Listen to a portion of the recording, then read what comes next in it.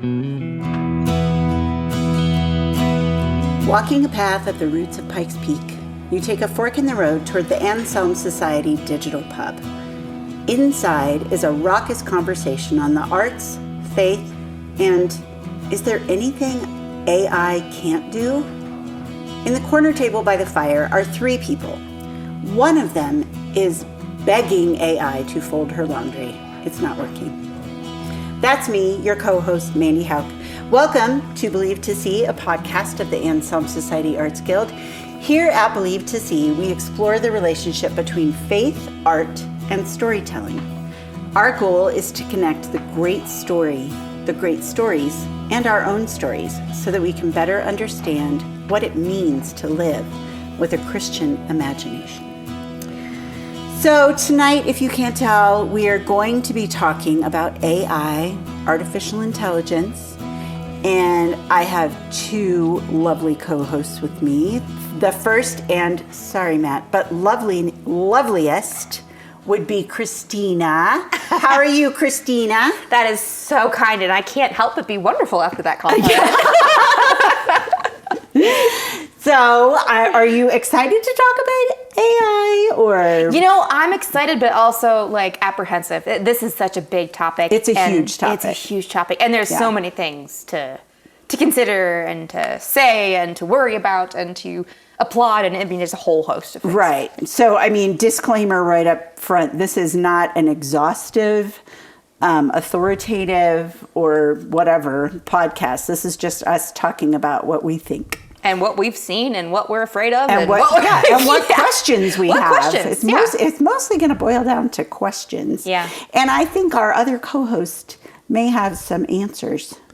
Maybe not some that we like. I don't know. Mandy, I'm just happy that you thought I was lovely at all. So thank you so much. I guess I did imply that. He does have a stellar haircut right now. And thank the you. smile. Yes. I mean... Not that one. Okay. Good thing we're not videoing. Well, that was I will scary. let you know that Yes, sir. tomorrow, me and my wife Danielle are going over to Murder Mystery Night over at the Brown's house. Oh, it's fun. an Anselm event where we celebrate detective fiction. And we're excited. Danielle has given me permission to shave into my 1920s detective mustache. Yes. Poirot. Awesome. I'm so excited. Oh, that's really exciting. It's going to be great. That's going to be awesome. I'm still hoping for the waxing handlebar.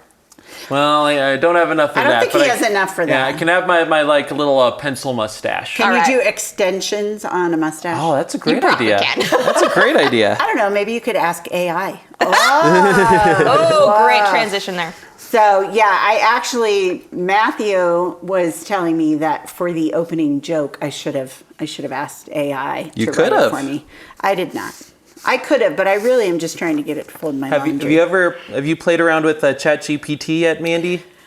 I had it. There was a thing on Twitter where you could ask it who you were or something like that.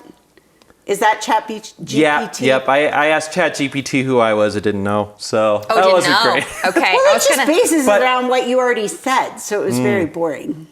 Yeah, I asked. Was what I said boring? Oh no. Go ahead. I asked ChatGPT to write me an epic poem in the style of the Beowulf poet, praising the drive of John Elway in the AFC Championship game where the Broncos defeated the Browns on a last-second touchdown by John Elway. It was pretty good. Yeah? Yeah. Okay, well, did you share it anywhere? I'll do it again. ChatGPT will write it for me instantaneously while you're talking. Oh. Well, so, Is this the problem you're trying to address, what I'm doing right now? he just left the conversation to... I'll be back, don't worry. He'll be back. So I guess the first thing that, we might as well define terms. So what is AI? Obviously, it's artificial intelligence. So like I said before, we're not trying to cover the entire topic. I don't even fully understand it. I don't know if the creators of AI fully understand it. I think a lot of them have admitted that they don't. So all we're doing today is just sort of asking the questions we have. And We're talking about the use of artificial intelligence to create, and I put that in quotes, create or imitate existing visual art, written works, music, and etc. And that kind of brings me to my first question, which is, would we call what AI does, would we call it creation? Can it create? So... I have an answer for that right away. Whoa, Christina. okay. I know. And I admit it, I'm stepping into dangerous waters being the first person to answer that question. That's okay. On this podcast. I have a feeling I'm going to agree with you. Well, it's so interesting, right? Because like you have to really look deep into like what does it mean to create? And obviously theologically it can mean something different or deeper. And I would argue deeper. However, even the etymology of the word create actually comes from an old Latin, the way we know it. And it means to create, to produce, but it also means like most primarily to beget. Oh, okay. Yeah, and so when I think of begetting, I think of like a subcreation, right? Like if even if you think like basic biology, right? Something plus something makes something else, and you can't. It's creating almost like ex nihilo, except also not, and so you can't. What does that even mean? What am I saying? Out of nothing. I know. So- I'm losing my own argument, I think. However, to beget, I think, is it's almost like it's a fathering forth. And I love that in like Gerard Manley Hopkins' poem too, when he says to father forth, and he's talking about the Lord as the creator, as the one who makes all these beautiful things that we notice and we admire and we build off of. And I think if you tend to look at creation as a begetting, it has to come from somewhere, and it has to come from a source first. And I don't know that AI can do that. Okay, well, let me put my cards on the table now. I'm going to be the optimistic voice here. I am much more pro AI than I think most writers and certainly most graphic artists are. I think it's a very exciting development, and it's still very early, so we do not know at all where it's going to go.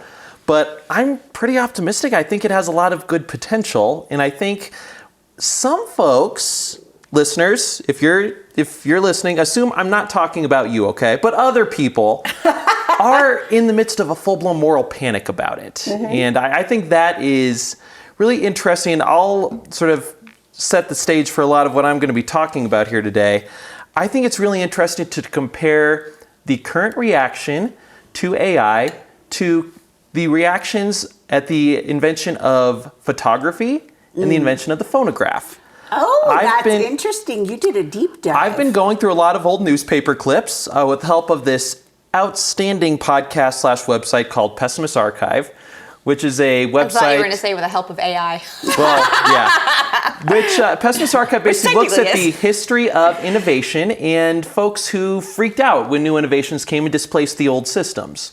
So if you look at photography, I think it's a really great example for your question, Mandy.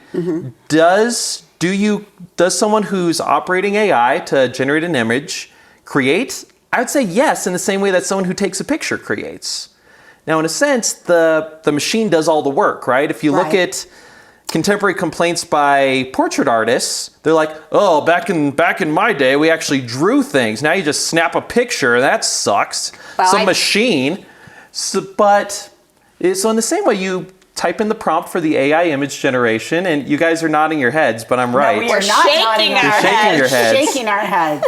So, Because but it's humans using a machine. Sometimes. Okay, however, what you just said, the photographer is not creating an image. Correct. But yes, they are. Yeah, the photographer is. And the person He's capturing. using AI, yeah.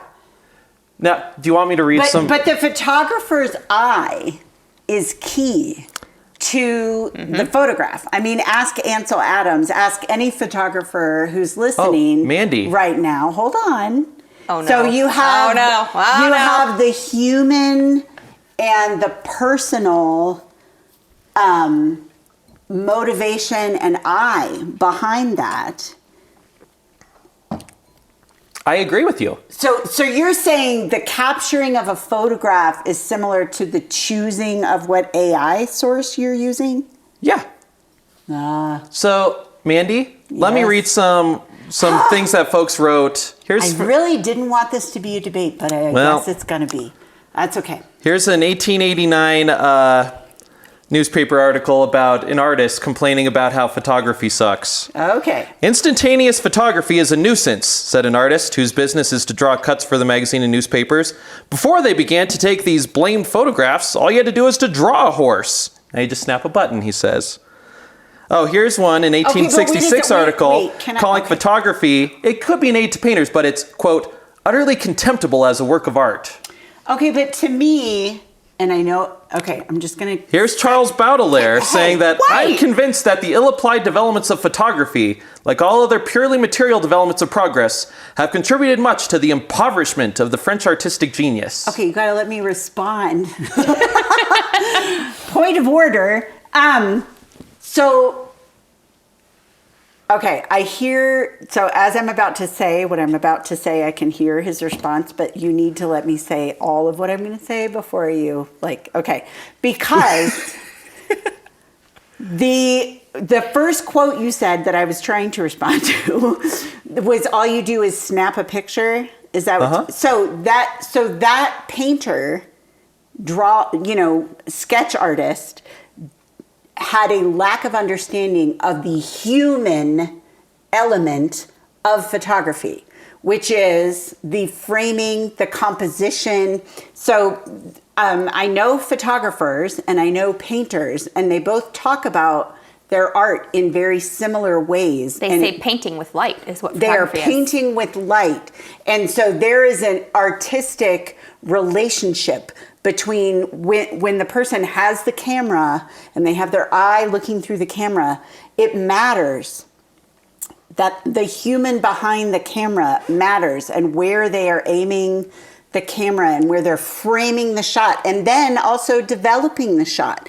There's a human element to all of that. The camera is a tool, sure. Just like the pencil or the pen or the paintbrush. Thank you. The camera, thank you. The camera is comparable to the paintbrush or the pen or the typewriter.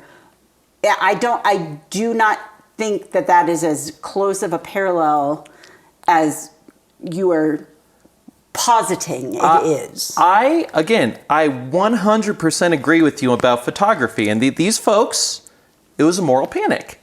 If you were a draftsman, if you were a portrait painter, if you, like that one guy who was complaining about drawing horses, he made his living drawing things that were going to be published in papers. Now we have photographers. He was being displaced by this new machine. And there is a human element to photography that he missed, that a lot of folks at the time missed. And here's where we're going to disagree, I think. Because again, I completely agree with you what you were saying about photography. There is a human element to correctly operating AI image generation. There are a lot of accounts I follow that explain how to use AI Midjourney. And it's not just you type in some words and it creates a perfect picture. You need to very carefully calibrate it to get the image that you want. This image exists in your head.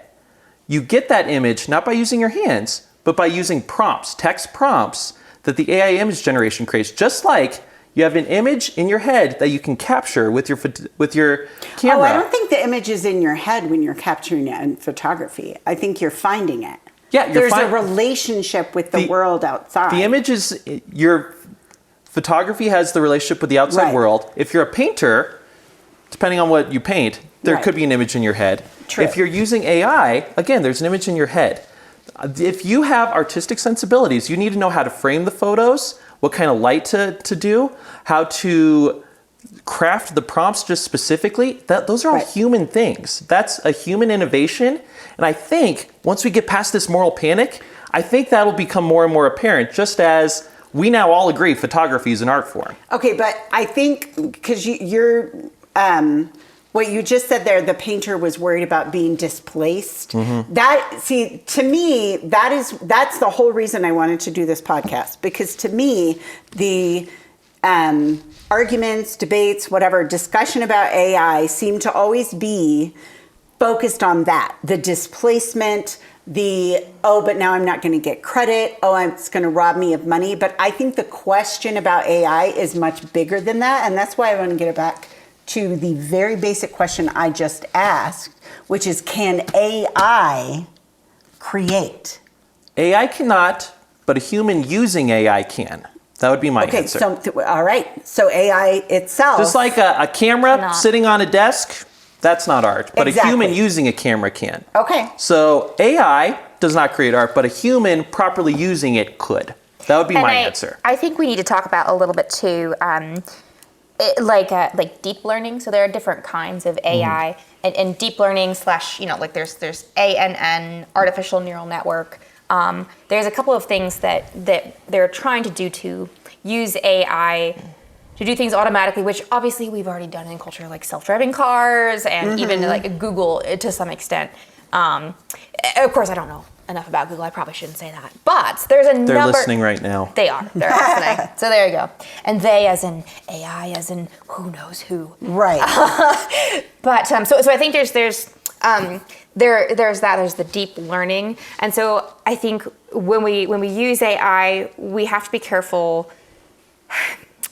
like how far does this go kind of thing. Yeah. Because I think science is constantly developing, excuse me, talking too fast. And so is technology and AI. It seems to be dangerous. I mean, if you think about it, I mean, that's why there's like all these like dystopian films We've all and seen works Terminator. of art, and we've seen all the things that says, hey, wait a second, human intelligence, human design, human creativity, human intentionality, human thought is not replaceable. And so I think in the name of progress, when we kind of cut part of humanity's giftings out of the picture, we have a big problem. And so it's not necessarily just a matter of like, does AI cause some problems for artists, yes or no? Is like, wait a second, like is AI taking something integral to humanity and calling it art or calling it a part of what it means to be? Yeah, I have a quote from an article that is in the Washington Post. It's called "Artists Are Alarmed by AI and They're Fighting Back." And there's a quote from a cartoonist, Sarah Anderson, and she said, "My work, like every other artist, is informed by my lived experiences and my education and my life, and therefore it's deeply personal." And so when I read that, I was thinking about, and I don't know, she doesn't identify herself in the article as a Christian, so I don't know that she's speaking of this in the way that we do as sub-creators and image bearers. But that deeply personal aspect, to me, the relationship between an artist and the consumer of art is like a life-giving, kind of life-sharing, soul-sharing thing. And I feel like the AI that I'm talking about is the use of the usage that concerns me is the shortcut. Yeah. The shortcut aspect of AI. That what are we subtracting from the art if we subtract part of the process? Yeah, I mean, it's interesting that same quote, I remember when I was reading the article too, the part that she said that really caught my attention was, she said, quote, "I feel like it's a violation of the soul, to be honest," right. Close quote. Yep. And to me, I was like, oh, interesting. Like that's very specific terminology. And it's not just like other, like there's another artist who said once he researched deeply all the stuff that AI could do. He spent the day on the floor of his studio in the fetal position. Yeah, I saw that. But anyway, but like all that to say, like there is a reason I think that the artists like these are using the term soul and violation. It's not just about money. It's not just about like ethical necessarily. I think it's about who we are.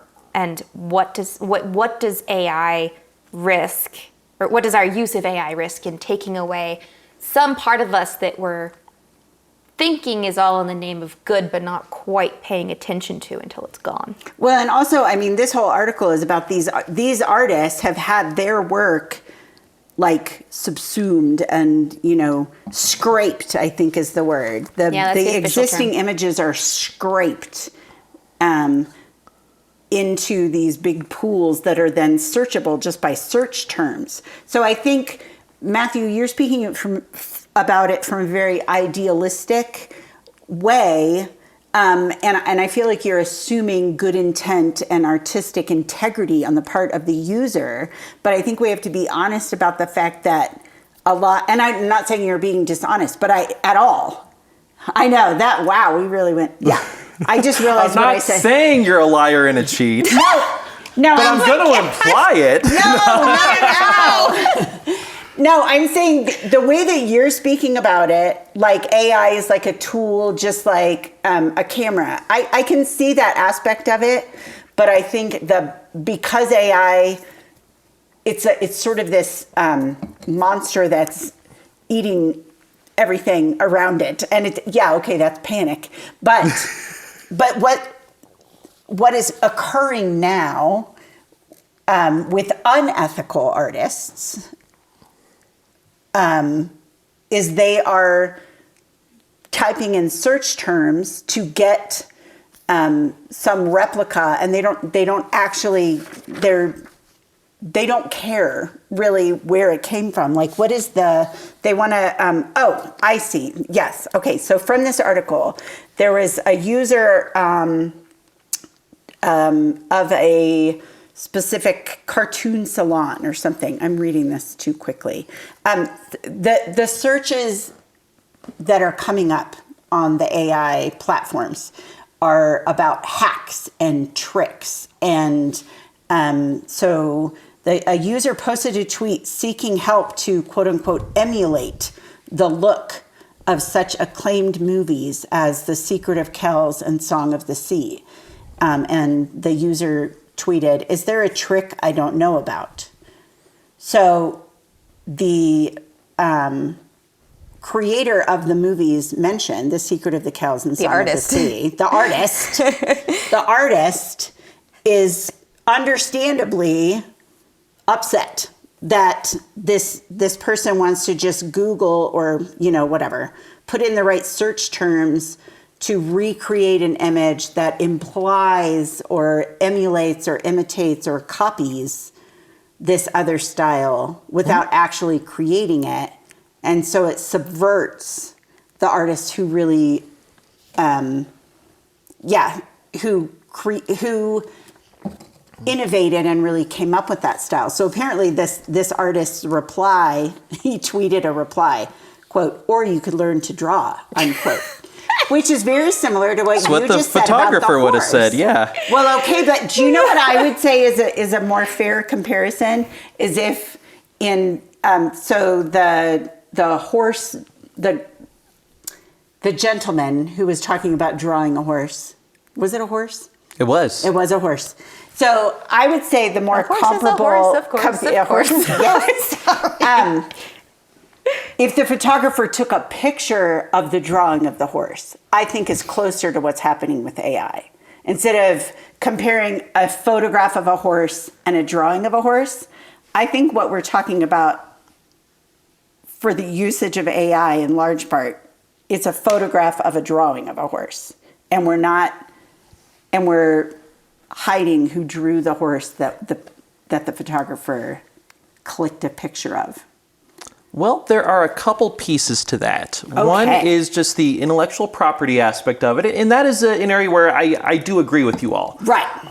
So if you're an artist, if you're a writer, I do think it's reasonable to be upset that this machine is scraping your work and using it for its own purposes without giving you any compensation, without even getting your consent. Right. That part I think is completely reasonable. And so do a lot of the creators of AI. To be fair, actually, some people are like, there's one main guy who's like repentant of his hand in creating AI. Oh no! Yeah, he like left the platform. Oh no!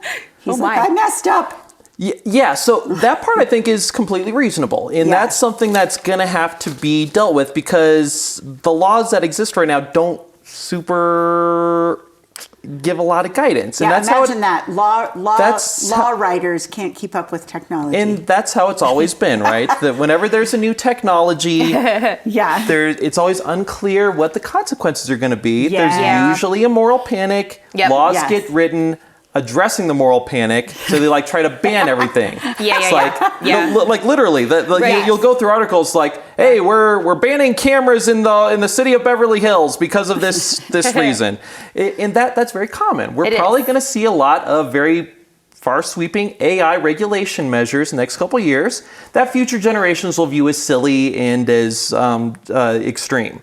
That's going to happen. But to the broader point, I will admit, I have sympathy with first of all, Secret of Kells is an amazing movie.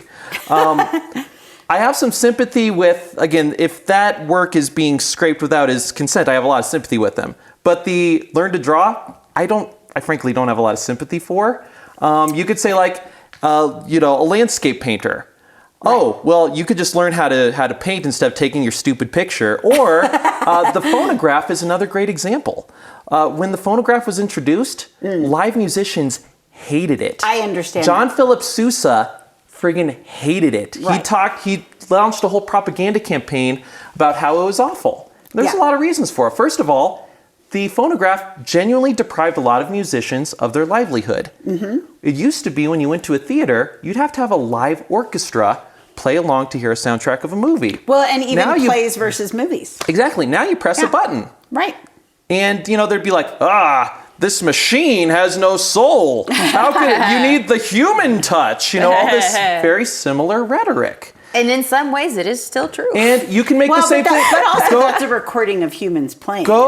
It's using data from humans drawing. Well, without permission and the permission thing I've already granted. Right. Yeah, absolutely. Yeah. But you can also see how someone could be like, hey, I'm trying to get a record of this musician, blah, blah, blah, blah. And someone's like, or you could learn how to play the guitar. But I understand why he was saying that to someone who specifically was trying to copy his specific art. That's a specific reference, I think. That's because a very that specific user was not being responsible or respectful of the art form itself. If when your book comes out and everyone loves it, and then some guy goes, "Hey, is there a trick to where I can write a book like this?" That was more of a personal. I think his response was personal. Yeah, but there is the broader issue of, once again, like you mentioned with the folks in the article, but like, oh, my drawing is based on my personal experience. It has human soul. Yes. Again, let's go back to the phonograph. When I'm playing live, I'm playing with human soul. Like John Philip Sousa, right? He was a master of playing to the audience. I heard this great podcast on this topic, Pessimist Archive podcast from January 9th, 2017 on this topic. So he was someone who played thousands of live shows. So he's like, oh, so I've done this. I've worked decades with all these talented musicians who've worked their whole lives to be good at an instrument. And you're going to play the same thing by pressing a friggin' button? Are you kidding me?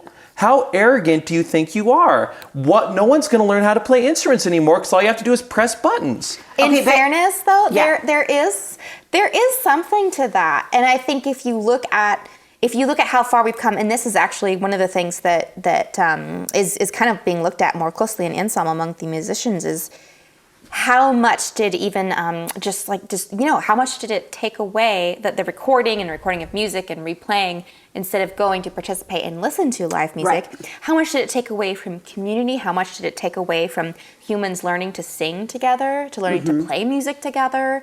Like there's a lot that we now think we're consumers of instead of partakers of. And I think, and particularly in the musical sphere, like this had a lot to do with that.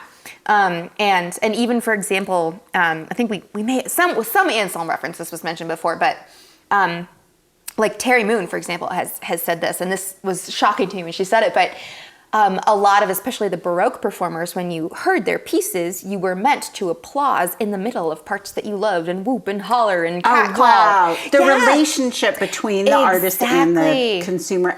It was exciting. It was like, this is us presenting something we're proud of for your, like, tell us if you love it, you know. And of course, like, once they started recording concerts, you had to be dead quiet. You weren't allowed to respond. You weren't allowed to clap until the very end. So it became much more consumeristic. And so there is something to technology and the way we use it and being responsible. So all that to say, like, Matt, I don't think that being a Luddite is the answer to AI.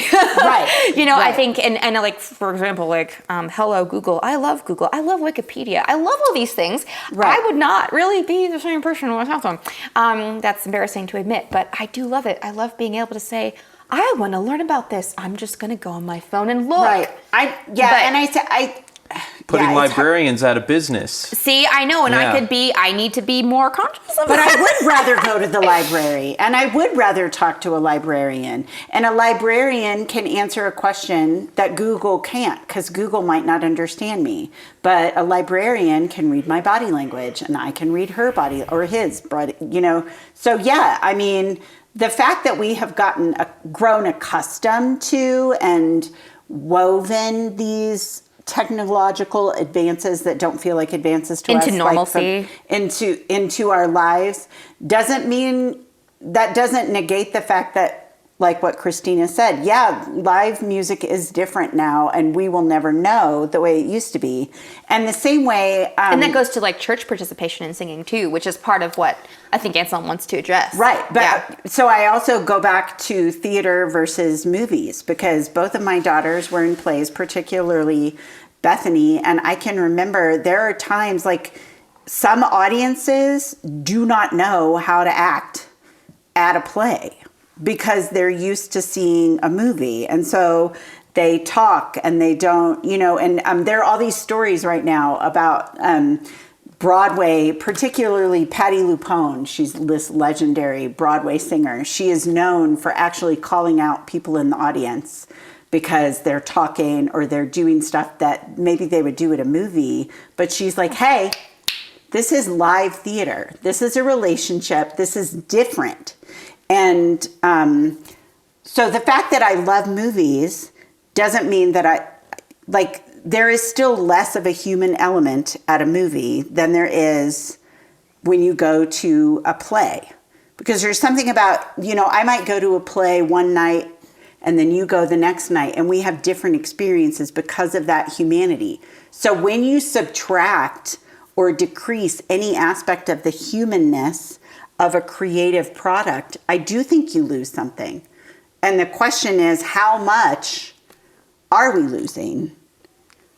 As you know, because like today I saw, so I assume Grammarly is some type of AI. Am I correct in assuming that? Grammarly, the app? Oh, probably, yeah. Right? So I saw an ad today, and it was, this kid was like, I don't know how to format this paragraph. So he used Grammarly, and the whole point of the ad, it was like, it said 98% or whatever, I can't remember, of students say that Grammarly improves their grades.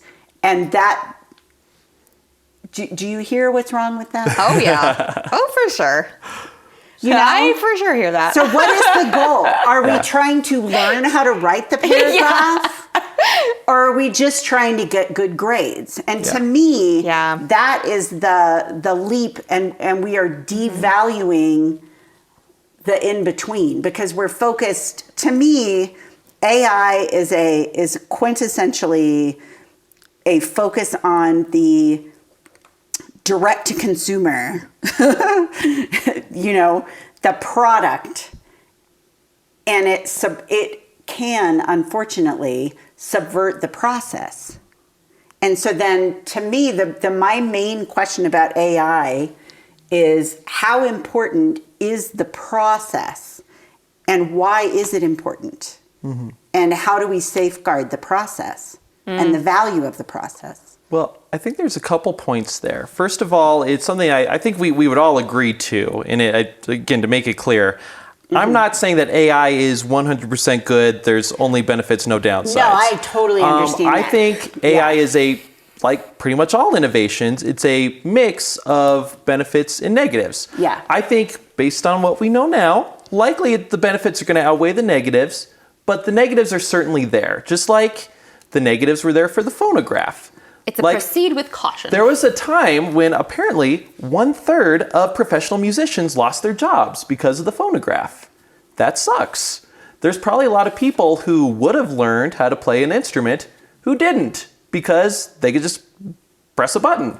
That's a downside. See, that to me is a bigger downside than the economical. There's a lot of people who may have learned how to paint or how to draw. You know, like go to the accomplished lady from Jane Austen. They're supposed to be good at playing an instrument. Why? Elizabeth Bennet was not. Because if you want to hear music, you have to friggin' learn how to play it. Because the phonograph, that's not true anymore. Or why was it important to learn how to draw? Because you want to remember what your grandma looked like, you had to draw her. That's not true anymore. So there are downsides along with the positives. But I think we would all agree that for the photograph, for the phonograph, for all these things, on balance, the benefits outweigh the negatives, but there are certainly negatives there. See, I don't know. I don't think the benefits outweigh the negatives. For photographs? Oh man, Mandy coming strong out against the camera. No, not photographs, because I kind of object. I mean, I think photography is a whole other art form, just like Christina was saying. Let me put it this way for you then. Yeah. Photography and, like studio art, like visual arts, they are connected, but they're also very different. Yes. Like you could be a very talented, abstract painter, but be a poor photographer. You could also be an excellent photographer, but be a very poor draftsman. Like you can't draw, you can't paint, but you are good at picking out these things from everyday life and finding the right angles. Right. I think AI is potentially similar. Like I've mentioned this before, where when I was a kid, I really wanted to be a cartoonist, but I don't have, I think I have above average drawing talent, but I don't have the drawing talent to be a professional. I would love to create a comic book, but I can't because my hands don't have the talent, no, right? You haven't learned. So, you could argue that as well. So, you could just learn to draw. Yeah, just like a very, very talented photographer. Sorry, just copying the article. A photographer could learn. You could be like, you could just draw that landscape, or Ansel Adams could be like, or I could just take a picture of it because that's what I'm good at. I think it's potentially very similar. I have already used some AI-generated art in some of the stuff that I do. It's temporary, it's placeholder stuff until I get a proper graphic designer to do it. But I've done it with pretty decent results, and I'm very open to using it for other things. And yeah, I don't view that as dehumanizing. I don't view it as... but you're using it as a placeholder. I was going to say, and you said it yourself, I just have to just really straight out say, I don't think, I'm not tracking with you on the comparison of photography to painting as being AI to not AI. I think it's very, very similar. No, I don't. No, because to me, like Christina said, the camera is an artistic tool. Like the camera is the photographer's paintbrush. And I think a different medium.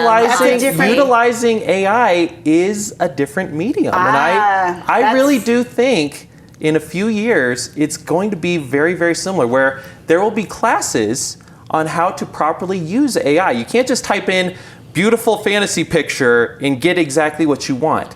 To do that, it takes a lot of very careful calibration, a lot of very specific prompts, a lot of trial and error, and you have to know what end product you want. That takes a lot of talent. It takes a lot of skill. Talent and skill, to me, are not the same as creative process. It takes a lot of creativity to know what exactly, have the picture in your head, know what will tell the story best, and using the text prompts to generate it. Okay, here's what I'm thinking, though. Because, we're talking about... I kind of want to go back to what do we need to safeguard about being human? Mm-hmm. And I think once we do that, we can kind of relook at, okay, well, what does it look like to use AI in a humane way. And not just ethical, not just like, oh, well, who's getting compensated, but like legitimately, what does it mean to be human? Yes, and that's to my use concern. AI. Yeah, because even like you could say, like if you're going in the direction of arguing for AI, you could even say, for example, interior design, which is something I wanted to do for many years and I still love. One of the things that turned me off to it at the time was because I didn't think I could do it, because the interior design work involved so much math and computer work and schematics, and you had to really know computers really. You had to know design, you had to know a lot of stuff that you could put into a system to create results for you, and that was not how my mind worked. Now, I'm not saying that's anything against interior design. I think that's wonderful and valuable, and that's kind of how the world works right now as far as if you want to get into interior design. But that doesn't mean that an interior designer is any less talented. It just means that his skills and his eye for looking at the world has to be put through this program to apply it to what he's doing. He's not using something. He's using something that exists, right? Technology to organize and systematize his creativity, right? So it's almost like that. Like I feel like AI can be used and has been used in a lot of ways for good, and that we have used our creativity as humans and the things that we've done and accomplished and created, and AI has been able to successfully help us propagate them, right? Help us, but I think as far as when it starts kind of doing that work for us depending, it's debatable whether or not it's actually doing it for us. But when it does, there has to be questions asked. And I think that's kind of where we're getting at. It's like, how far is too far, and what do we safeguard? What do we need to safeguard in the creative process? Can AI create, or can AI imitate? Where is the difference? It's creation versus imitation. And like, I don't know how, I know I'm way older than you guys, but did you guys ever watch the Jetsons cartoons? Mm-hmm. I did. Okay. Yeah. So do you remember that if they were in a hurry, they wouldn't actually sit down and eat the meal. They would take a vitamin. That was like the meal in the vitamin. And so to me, that's my concern, is that the focus is on the product instead of the experience. And that's my concern. Well, I think that's a perfectly reasonable concern, but I'd say it's a concern that would apply equally well to the phonograph, equally well to the camera. Agree, because I do it's think a concern that we music should is So live music is preferable. It's to a the concern, phonograph. but I think it's a concern that's applicable more generally. Yeah. Okay. Granted. Yeah. So I think the questions that are being asked out there about AI, as I said, tend to be about economic factors, practicality, things like that. Mm-hmm. But my question, again, comes back to, what are we losing? And my concern is sometimes as humans, we rush forward and we don't realize what we have compromised and what we have agreed to lose. Yeah. Until we've lost it. And that's kind of what I mean, like, proceed with caution, because it's not that AI is evil. Like, I don't think any of us are claiming that. No, not at all. I think it's like, where does AI fit in the scheme of human creativity and AI, or human creativity being applied to AI versus the flip. Versus the reverse. Thank you, the reverse. Thank you. Yes. Yeah. So is your concern then that there'll be a generation of kids coming up who would learn how to paint, but they're not going to because of AI? Then is that what you're worried about? They might not be inspired to. Because I know for me, I have thought about really dedicating myself to like learning how to draw and do all that well. I've tried. I'm a full-time lawyer. I have 4 kids. Writing a novel. I don't have the time. Okay, well, hang on though. I think you just hit on something very important right there.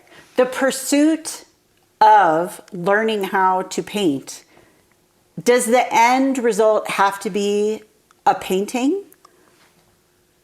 That I think that gets to the heart of the question. That's a really good question. Yeah. Because that I think that's the issue right there. Because you did not waste your time pursuing cartooning and fiddling around with it. That whole process of attempting in your humanity, in your limited or not limited talent to create, it's not valuable only if you end up with an end product. And so AI sort of guarantees you the end product. It does not guarantee you the end product, though. I disagree with you on that, but keep going. Okay. Well, I admit ignorance because I have not used AI, but what I have read and, which is limited, I agree.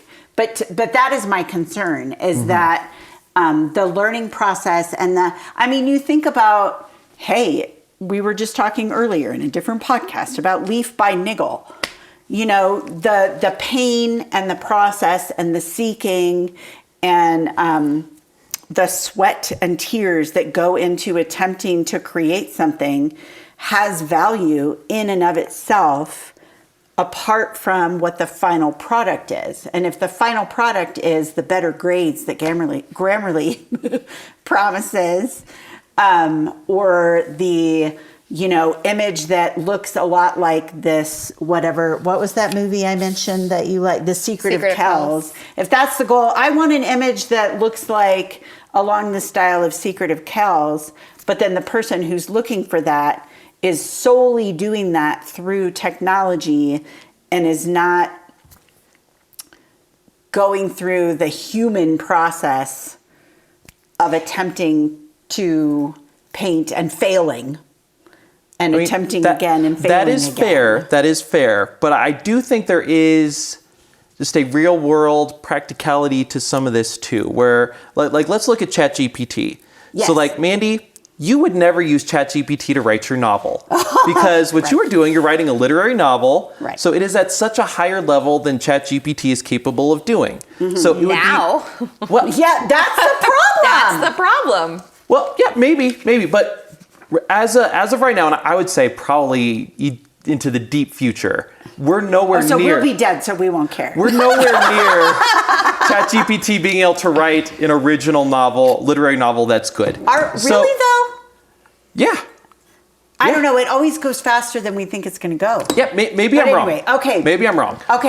But for right now, at least. Sure. That's nothing, right? Because Right. you're writing at a very high level. But let's picture someone who It's flattering me. is trying to start a business. Maybe English isn't their first language. Maybe they just weren't able to finish school, so they lack skills as a writer. Oh, 100%. But they're trying to start a business. They need some copy for a print ad. In that case, ChatGPT could actually be really beneficial because it raises them from very poor to passable. Right. And I don't think we should tell that person, you just need to learn to write better. Oh no, I 100% agree. So I think in the Yes. same way, there are practicalities to AI that in certain circumstances could be beneficial. Well, I think we all agree that. Oh yeah, like if that Grammarly ad had said 95% of students said Grammarly helped them learn to write better, my reception of the ad would have been completely different. So let's do this. Let's say I'm writing a blog post related to my book. Yeah. I don't have enough money to pay some professional artist $500 to draw a professional picture just for the picture for the blog post. But I could use AI to get a pretty good one. It's not as good as the professional artist could, but it's pretty good. Right. I think that's a benefit. I agree with that. Maybe you're right. I should learn. It would be great if I had the time to learn to draw at a professional level. I don't. I can draw for my own self, and I enjoy doing that, but I don't have the time to draw professionally. I probably don't have the talent to draw professionally. I don't have the resources to pay a professional for this blog post, but I could use the AI to get a good enough picture that works for me right now. Let me transition to a slightly different example that I think is very useful. Do you guys remember in the late 90s when Deep Blue beat Garry Kasparov? Yes. Okay, The chess. for those who aren't familiar, Garry Kasparov at that time was considered The greatest chess player in the world. Yes. Maybe the greatest chess player of all time. All time. Okay. Yep. Late 90s, IBM has this computer program called Deep Blue. It's this artificial intelligence that can play chess. That's right. I And remember this famously, Deep Blue beat Garry Kasparov. Mm-hmm. So for a while, it was, you can imagine the moral panic. Why even friggin' play chess if a computer can do it better than me? Mm-hmm. Well, first of all, that didn't happen. The chess scene has exploded now. Chess is way more popular now thanks to technology. On chess.com, you can play chess against anyone in the world. It's thriving. But second, something else has grown up in its place that's really interesting. I think it's called open chess. I'm not sure about that. But Kasparov himself spearheaded this, where instead of fleeing from it, these machines took my job. Hey, you think a computer can blah, blah, blah, blah. He decided let's use it. So he has tournaments where teams can use anything. If you want to use a computer to help you, you can. If you want to use a team of humans, you can. And they have their open tournaments where anything's allowed. The winners of one of the most recent tournaments, I think, is really illuminating. It wasn't just AI. It was AI used by a team of humans. These humans were decent chess players. They're nothing special. But the computer did all the nuts and bolts stuff. What the humans did was they had the overarching strategy. They controlled the machine. So the greatest chess player in the history of chess of all time, it's not a human, it's not a machine. It's a team of humans using machines. Right. I think it's very similar to what we can hopefully do with AI. That's fair. Interesting. We're running low on time, and but Yeah, I still don't know that I love that, but that's interesting. I know I'm not. Yeah.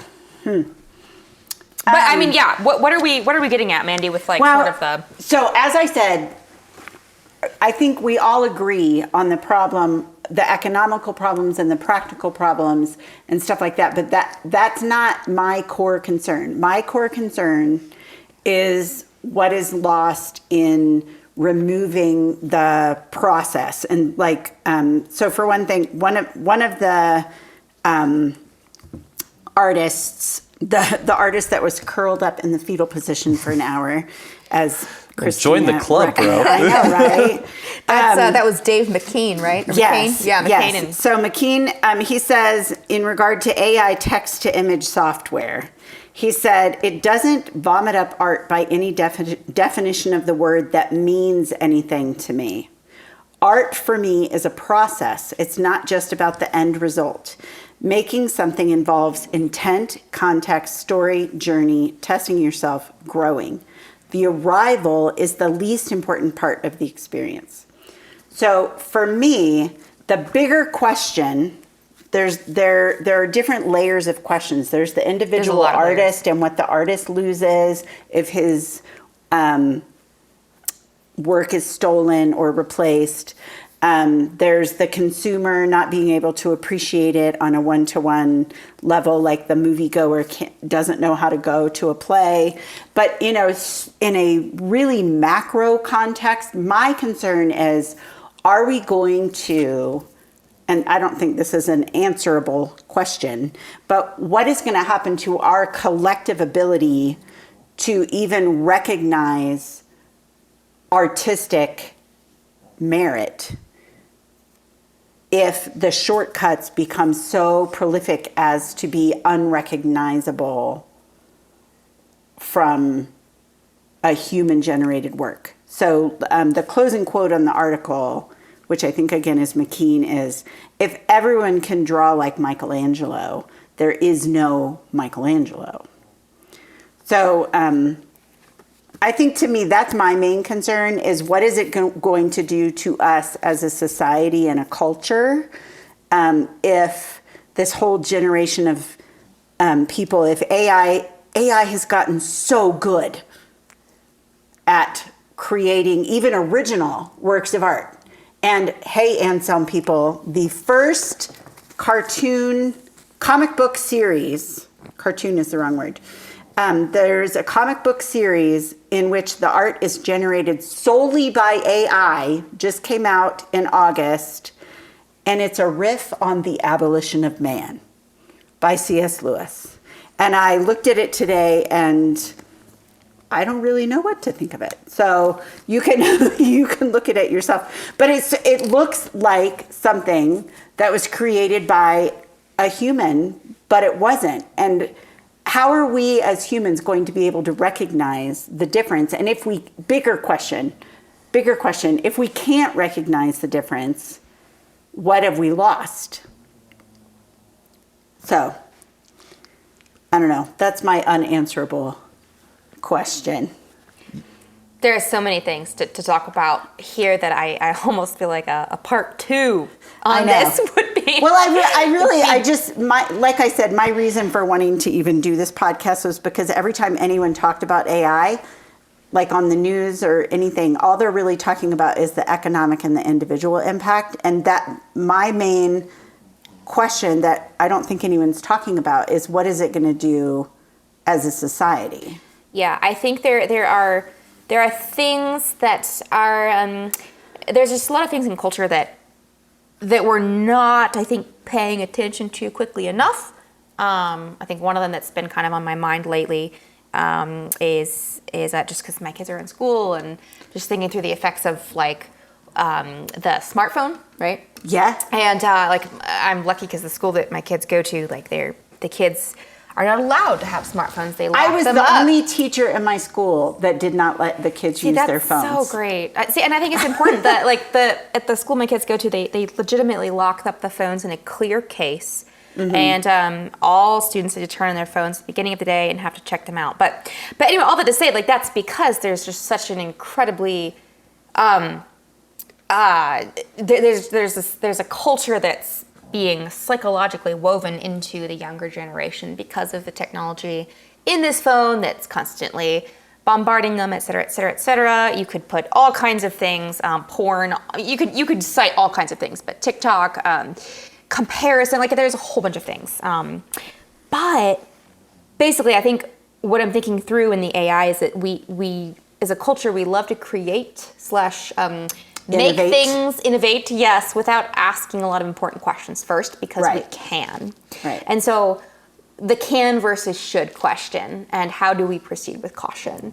How do we look at the implications, not just the implications, but how does this better humanity as opposed to where is my self-gratification? And if I can have this awesome image, does that mean I should? So I think there is a lot to this topic that really can't be answered. And, no, and I said that at the beginning. We did say that at the beginning. We're not going to. But yeah, I think I'm glad that you brought this up, Mandy, because I think, and I'm glad you were Mandy and I's nemesis, I guess. Fighting back against you Luddites out here. Destroy all the farm equipment so that my oxen can have something to do. But I mean, your perspective does give me a little more optimism, I will say, and I appreciate particularly the chess example. Like, if we can make sure that I just don't want the human element to be subtracted because we are the image of God. Yeah, that's us. That's on us to be the sub-creators. And ultimately, no one can replace that. We can just drive ourselves into the ground. Right. Or we can uphold our part of who we are. Exactly. Yeah. Yeah. So I think it's absolutely true, Matt. I think AI has a place. Obviously, it's already proven to have a place in society. It's given us a lot of good things. And it's helped us keep up with the way things are going, right? Just like anything else made by humans. Exactly. I think and I think that's the thing. I think God doesn't give us science. Well, first of all, I think science exists for all good things, and I think humanity's pushing forward with it and discovering it and innovating, as you used the word, Mandy, is wonderful. But where do we do it responsibly, and where do we pause? Where do we ask questions? Where do we say, okay, but does this take away from our humanity? And our connection to one another through and to that one of the to take away Yeah. others' humanity and others' gifts or values, or does it add to them? And I just think I say it's as simple as that. It's not as simple as that, but that is, I think, something that we should be paying attention to going forward. Any final thoughts, Matthew? Well, Remember at the beginning of the podcast, I said I was going to type into ChatGPT of Oh gosh, yes, I know. John It feels like Elway. so long ago now. Yeah, let's do the John Elway thing. Well, I will say it came out and it's okay, but for it to be really good, I'd have to give it a lot of polishing. Oh, there you go. So, yeah, the AI helped give me a good start, but There it still you needs go. a human being to make it something actually worthwhile. You can be inspired by Yes. it. But see, now we have to go into the whole like ethics. Do we credit AI as a person? No. Created by Matt Mellema and AI. Yeah. Created by Anselm Adams and his camera. Yeah. Well, as you can see and hear, That's a big sigh. we are winding down here at the Anselm Society digital Oh. There you go. pub. There you go. The fire is down to embers. The customers are trundling home, and I'm trying to remember. Polished You've up. polished off your final glass.